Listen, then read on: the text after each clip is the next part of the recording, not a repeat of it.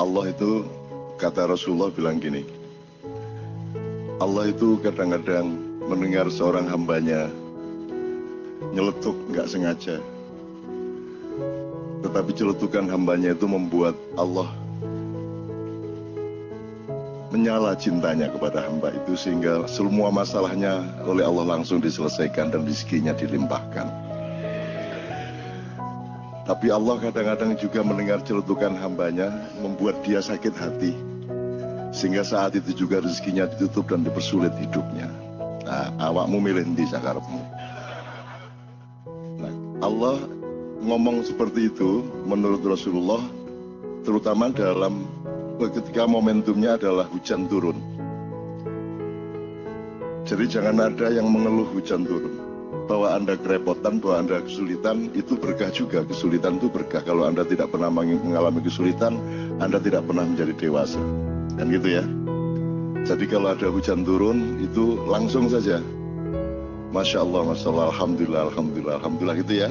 Nah, bahwa masuk angin, emang jelek masuk angin, kan bagus masuk angin, Alhamdulillah. Sakit juga bagus, kan gitu. Kalau Anda masih menganggap masuk angin itu buruk, ya Anda belum mengerti kehidupan. Bahwa masuk angin harus disembuhkan, iya. Jadi kan peristiwa menyembuhkan kan juga indah.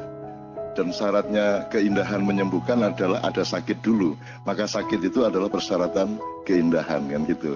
Ini sebelum ngomong pajak dan hutang, gitu. Ya gitu ya, satu ya. Nomor dua, saya yang memohon antum tetap di sini. Sesepuh kita Bapak Abdullah Yahamahwa yang saya kenal sejak dahulu kala ya, Ustadz ya. Saya kenal beliau sejak dahulu kala, dan ini harus kita takzimi sebagai salah satu rujukan sejarah kita, termasuk rujukan-rujukan pengetahuan dan jurisprudensi ilmu-ilmu tentang keindonesiaan, karena dia lebih berpengalaman dibanding kita semua. Itu hati awakmu nanti dibanding beliau itu. Dia dulu ngalamin bagaimana mendirikan HMI awalnya, dia mengalami bagaimana Bung Karno agak terpecah hatinya terhadap HMI dan CGMI. Saiki wis gak ono wong kenal CGMI toh. Udah nggak tahu CGMI ya.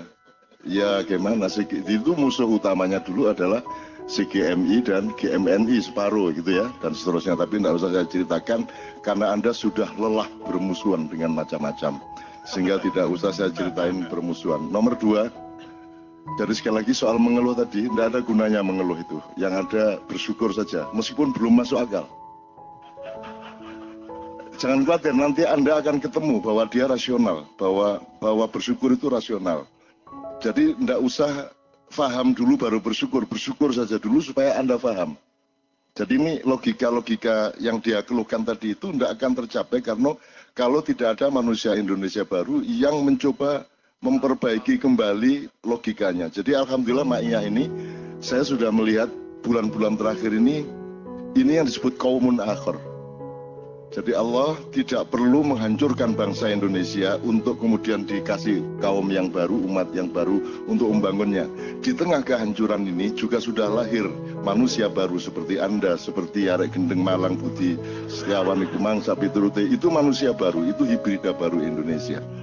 Dan selama masih hibrida gendeng yang mengurusi itu, Anda juga tidak usah mengeluh. Wis mesti wong gendeng wis mesti ngono iku, katika apa meneh. Tapi kan ada Anda, ada dia, ada teman-teman semua, dan ada kita. Usiamu kan masih 20, 30, 40 paling ya. Jadi kita punya harapan besar, dan ini jumlah kayak Anda ini ada di mana-mana, di Purwokerto, Banyumas, Purbalingga, Ngawi, Madiun, Ponorogo, lahir manusia baru Indonesia. Jadi Allah tidak perlu menghancurkan bangsa Indonesia. Allah di tengah kehancuran ini langsung melahirkan qaumun akhir, Indonesia yang berbeda, Indonesia yang baru. Dan itu sudah terjadi. Itu loh, bahwa nanti berhasilnya itu bertahap. Mungkin Anda sudah umur 50 baru kelihatan. Saya mungkin anak saya, cucu saya dan seterusnya baru berhasil betul. Loh, ini kan komplikasi penyakitnya luar biasa. Dan Anda tadi itu digaram-garami sama Anda sehingga anak Malang itu tidak tahan. Wis loro dikei lombok meneh. Wis seru aku iki nek gendeng wis seru. Kan gitu ceritane kan ya, sehingga si siapa tuh Doni Setiawan tadi kan wis seru aku nek gendeng, aja dipeliak-peliak kan gitu kan. Oke, one itu first. The second, Eh, saya seneng ini, siapa tadi menyanyi Rutsana ya tadi siapa? Dia dan siapapun, kenapa di KJ ini semua boleh tampil? Nggak ada syarat. Setan pun tampil boleh. Karena kalau dia berbuat buruk di sini, dia akan mengalami kebakaran di dalam hati, jiwa, dan pikirannya, mungkin juga hidupnya. Barang siapa berbuat jahat di sini, barang siapa punya hati jahat di sini, Anda tunggu. Tidak usah lama-lama, Anda tunggu saja. Jadi semua yang di sini ini, Ustadz Imam, ini mereka orang-orang insya Allah tulus. Mereka semua ikhlas untuk Indonesia. Tidak ada orang mau jauh-jauh, apalagi di Jakarta yang bukan kota ini, tapi hutan rimba ini, yang tidak jelas ini. Mau datang-datang jauh-jauh ke sini tanpa pamrih, tidak mencari uang, tidak mencari apa-apa, kecuali mencintai Indonesia. Masa Allah tidak akan membuat Anda hidup lebih berperan dan lebih sumringah di masa yang akan datang. Jadi ini mereka insya Allah tulus semua. Nah, setan pun kalau dia tampil di sini, itu mau tidak mau dia harus berbuat baik. Jadi Anda pengennya setan berbuat baik atau berbuat buruk? Benar. Karena Anda maunya setan itu buruk, toh. Ya, toh? Dan Anda sudah klaim dengan stigma setan itu buruk. Lah itu kan salah Anda ngomong gitu itu. Setannya mengeluh sama saya. Saya ini disuruh Allah ini saya jadi setan ini. Saya ini cuma taat. Saya tidak punya kemungkinan lain. Sama dengan malaikat, tidak punya kemungkinan lain. Manusia dan jin punya kemungkinan. Faman sya'a fal yu'min, faman sya'a fal yakfur. Kalau kamu mau percaya, percaya.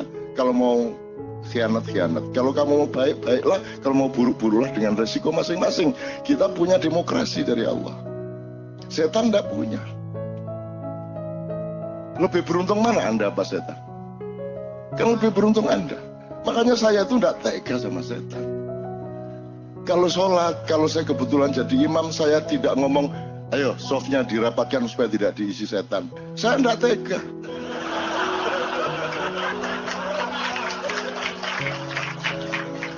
Yang rapi softnya, setan-setan kalau mau ikut sholat sekalian sini. Nah gitu saya. Saya tanya, apakah ada makhluk di muka bumi ini yang tidak kembali ke Allah? Jadi bagaimana mungkin saya mendoakan siapapun dan mengharapkan siapapun untuk tidak kembali ke Allah? Kemudian Anda dibiaskan oleh Allah sendiri supaya Anda diuji fokus sama Allah apa tidak dengan dikasih idiom neraka dan surga. Terus Anda semua itu pokoknya enggak pakai mikir, pengen ke surga semua. Saya kasih tahu surga itu sepi banget. Anda ke sana nanti kesepian. Nanti dilang bentino.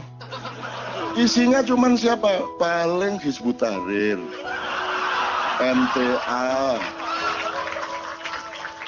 Wahabi Salafiyah baru ya, LDII, ya NU Muhammadiyah, Syiah, semua neraka. Jangankan lagi Kristen, Buddha, Hindu semua di neraka. Lah kok kamu mau masuk surga itu gimana? Nggak punya teman. Sudah masuk surga nanti Anda disuruh jenggoten lagi.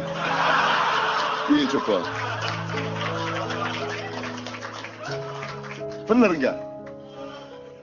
Apa yang membuat kamu ingin masuk surga itu apa? Di sana jelas isinya kan sudah jelas toh. ISIS masuk surga. Ya toh? HMI sekarang belum tentu masuk surga. Wong PMI aja nggak masuk surga, apalagi HMI kan gitu. Ya toh? Ya itu ya. Oh, PMI bisa selawatan aja nggak masuk surga, apalagi HMI yang bisanya intelektual modern toh, kan gitu. Nah, ini kalau pakai cara berpikir yang terjadi sekarang loh ya, surga itu sepi, jadi Anda nggak usah mikirin surga menurut saya, nggak usah mikirin neraka, pikirkan Allah.